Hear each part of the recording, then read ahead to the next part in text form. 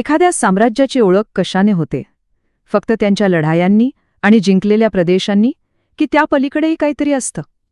आज आपण अशाच एका साम्राज्याची गोष्ट पाहणार आहोत, ज्यांचा लष्करी पराक्रम तर मोठा होताच, पण त्याहूनही मोठा होता त्यांचा सांस्कृतिक वारसा, कल्याणच्या चालुक्यांचा. चला तर मग उघडूया इतिहासाचे हे एक जबरदस्त पान. न भूतो न भविष्यती, म्हणजे असं काही जे पूर्वी कधी झालं नाही आणि पुढे कधी होणारही नाही. किती शक्तिशाली शब्द आहेत हे, नाही का? हे शब्द आहेत विज्ञानेश्वरांच्या मिताक्षर या प्रसिद्ध ग्रंथातले. पण इतकी मोठी उपमा त्यांनी कोणाला दिली होती? हे शब्द होते एका शहरासाठी. हो, एका शहरासाठी. ते शहर म्हणजे कल्याण, चालुक्य राजवंशाची भव्य राजधानी. आता विचार करा, एका शहराला अशी दाद मिळतेय, तर ते शहर नेमकं कसं असेल? आणि हो, इथूनच तर आपली गोष्ट खऱ्या अर्थाने सुरू होतीये. बरं, इतकं भव्य साम्राज्य, याची सुरुवात कशी झाली असेल? म्हणजे शून्यातून इतकं मोठं विश्व उभं करणं, यामागे नक्कीच एक जबरदस्त कहाणी असणार. चला तर मग बघूया. तर गोष्ट सुरू होते इसवी 973 मध्ये. तेव्हा राष्ट्रकूटांचं राज्य होतं आणि त्यांच्याच एका सामंत राजाने, म्हणजे दुसऱ्या तैलपाने, बंड केलं आणि सत्ता मिळवली. ही होती या साम्राज्याची सुरुवात. पण याला खरी ओळख मिळाली जेव्हा पहिला सोमेश्वर आला आणि त्याने कल्याण शहराला आपली राजधानी म्हणून घोषित केलं.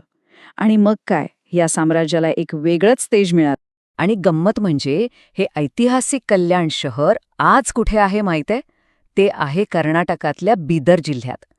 आज आपण त्याला बसव कल्याण म्हणून ओळखतो. म्हणजे बघा, तो इतिहास फक्त पुस्तकातला नाहीये, तो आज सुद्धा आपल्यासमोर उभा आहे. यामुळे सगळं कसं एकदम खरं वाटायला लागतं, नाही का? प्रत्येक मोठ्या साम्राज्याच्या कहाणीत एक गोल्डन पिरियड असतो. एक असा काळ जेव्हा सगळं काही सर्वोच्च बिंदूवर असतं. आणि हा काळ येतो एका जबरदस्त राजासोबत.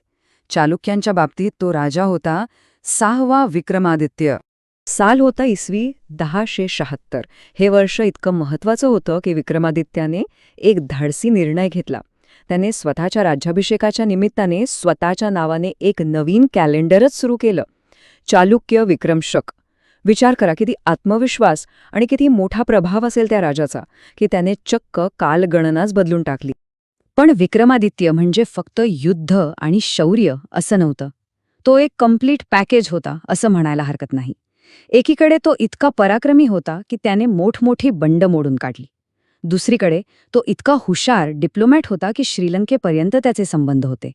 आणि या सगळ्यात तो कला आणि साहित्याचाही तितकाच मोठा चाहता होता. खरंच एक अष्टपैलू व्यक्तिमत्व. आणि याच राजाबद्दल त्याच विज्ञानेश्वराने लिहून ठेवलंय की विक्रमादित्यासारखा राजा ना कधी झाला ना कधी होईल. आता यापेक्षा मोठी पोचपावती आणखी काय असू शकते, बरोबर ना? पण म्हणतात ना, इतिहासाचं चक्र नेहमी फिरत असतं. जेव्हा तलवारीची धार कमी होते, तेव्हा विचारांची ताकद वाढते. आता आपली कहाणी एका अनपेक्षित वळणावर येतेय. राजकीय पटावरून आपण थेट एका मोठ्या सामाजिक क्रांतीच्या दारात उभ्या आहोत. आणि हा एक कमालीचा योगायोग होता बघा. म्हणजे एका बाजूला विक्रमादित्यानंतर चालुक्य साम्राज्याची राजकीय ताकद कमी होत होती, सत्ता डळमळीत झाली होती. आणि त्याच वेळी त्याच मातीत एक वेगळीच क्रांती जन्माला येत होती, एक वैचारिक क्रांती. आणि या क्रांतीचं नाव होतं बसवेश्वर. बसवेश्वरांची खासियत काय होती माहितीये? त्यांनी मोठे मोठे किचकट ग्रंथ नाही लिहिले. त्यांनी लोकांच्या भाषेत, म्हणजे कन्नडमध्ये, वचनं रचली. एकदम साधी, सोपी आणि काव्यात्मक. त्यामुळे त्यांची शिकवण थेट सामान्य माणसाच्या हृदयापर्यंत जाऊन पोचली. आणि त्यांची शिकवण किती साधी पण किती प्रभावी होती बघा.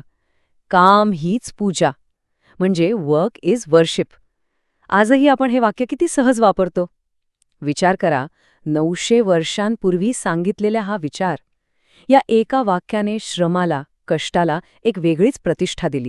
त्यांनी फक्त विचारच दिले नाहीत, तर एक कृती कार्यक्रमही दिला. इसवी सन 1162 मध्ये त्यांनी अनुभव मंडप सुरू केला. याला आपण जगातली पहिली सामाजिक संसद म्हणू शकतो. एक अशी जागा जिथे जात, धर्म, लिंग असा कोणताही भेद नव्हता. सगळे एकत्र यायचे, चर्चा करायचे. त्या काळात हे किती मोठं क्रांतिकारी पाऊल असेल याची कल्पना करून बघा. बरं, तर आपण राजे बघितले, सामाजिक क्रांती बघितली, पण ह्या साम्राज्याने मागे नक्की काय ठेवलं? म्हणजे त्यांचा वारसा काय होता? तो फक्त दगडविटांमध्ये होता की विचारांमध्ये? चला एक नजर टाकूया त्यांच्या साहित्यिक आणि प्रशासकीय योगदानावर. साहित्याच्या बाबतीत तर हा काळ म्हणजे जणू सुवर्णकाळ होता. रण्णाचं गदायुद्ध असो किंवा विज्ञानेश्वराचं मिताक्षर, कन्नड आणि संस्कृत दोन्ही भाषांमधलं साहित्य बहरलं. आणि सगळ्यात भारी गोष्ट म्हणजे खुद्द राजा तिसरा सोमेश्वर हा स्वतः एक लेखक होता. त्याने मानसोल्हास नावेचा चक्क एक संस्कृत एन्सायक्लोपीडिया लिहिला. म्हणजे राजाच एवढा विद्वान. आणि जसं शब्दांचं वैभव होतं तसंच दगडांचंही होतं. त्यांची मंदिरं बघा, लक्कुंडीमधलं काशी विश्वेश्वर मंदिर, इटगीचं महादेव मंदिर, ही फक्त प्रार्थनास्थळं नाहीत तर दगडात कोरलेलं एक अजरामर काव्य आहे. त्यांनी खऱ्या अर्थाने त्या भूमीला कलेचं एक केंद्र बनवून टाकलं होतं. बरं, इतकं सगळं करायला एक चांगली प्रशासन व्यवस्था पण लागते नाही का? आणि ती त्यांच्याकडे होती.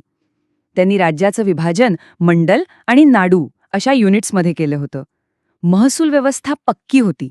आणि महत्वाचं म्हणजे स्वतःची सोन्याची नाणी पाडली होती, जी त्यांच्या आर्थिक ताकदीची आणि समृद्धीची खरी ओळख होती. आणि आता बघा, ही सगळी 900 वर्षापूर्वीची गोष्ट, पण तिचा संबंध थेट आजच्या दिवसाशी आहे. अगदी याच वर्षी 13 फेब्रुवारी 2024 रोजी कर्नाटक सरकारने बसवेश्वरांना कर्नाटकचे सांस्कृतिक नेते म्हणून अधिकृतपणे घोषित केलंय. यावरूनच समजतं की त्यांचे विचार किती कालातीत आहेत, आजही तितकेच महत्वाचे आहेत. तर मग शेवटी प्रश्न हाच उरतो की एखाद्या साम्राज्याचा खरा वारसा नक्की कशात असतो? मोठ्या मोठ्या राजांच्या शौर्यगाथांमध्ये की त्या समाजात खोलवर रुजलेल्या क्रांती घडवणाऱ्या विचारांमध्ये? राजा जास्त महत्वाचा की सुधारक? यावर नक्कीच विचार करण्यासारखा आहे.